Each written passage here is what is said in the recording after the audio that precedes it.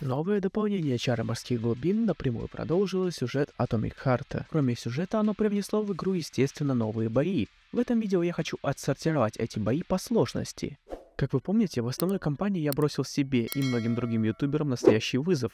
Прошел игру на максимальном уровне сложности, да еще и без оружия, только кулаками. Это было жестко, это было больно, но главное, это был интересный опыт. Однако этот формат не стал популярным, и никто, кроме меня, не принял этот вызов. Соответственно, я принял решение больше никаким образом не играться с кулаками в Atomic Heart. В начале третьего DLC нам сразу же выдают крюк-кошку и лаконично интегрируют ее в геймплей с первым босс-файтом. Босс-рабодевочка открывается, и только таким образом мы можем наносить ей урон. В целом, сложность этого босса заключается лишь в том, что мы еще не привыкли использовать крюк-кошку. Стратегия против этого босса простая. От одного вида атак мы упрыгиваем с помощью крюка-кошки, а от лазера мы просто прячемся за машиной. Под конец файта босс начинает отменять свои атаки, не доводя их до конца. Будьте осторожны и терпеливы в этот момент. В дополнение теперь даже рафики нападают на вас, и они являются чем-то вроде мини-босса. После еще некоторого количества таких вот обычных стычек мы встречаем его, противника, который заставил вспомнить болото из Dark Souls. Ну что ж, раз уж все просто видят воду и говорят, что это Биошок, я вижу краба, и теперь Atomic Heart это официально Dark Souls.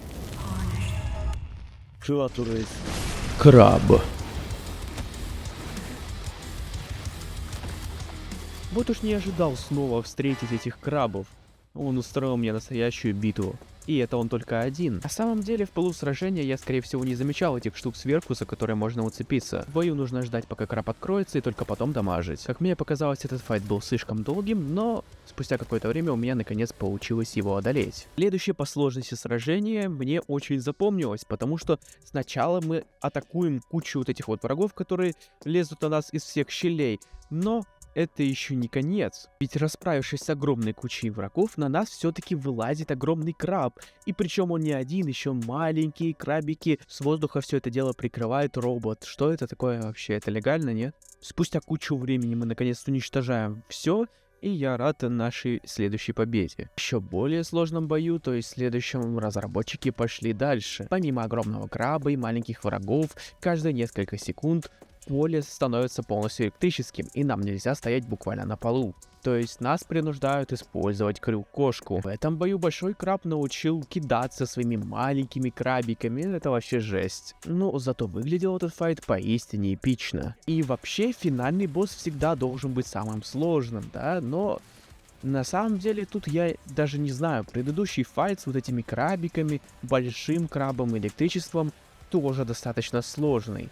Но все-таки финальный босс, как мне кажется, чуточку посложнее, чем это сражение. Ведь тут, как минимум, я вообще не попадал по его уязвимым точкам. С вот этого вот нового оружия, которое нам выдали.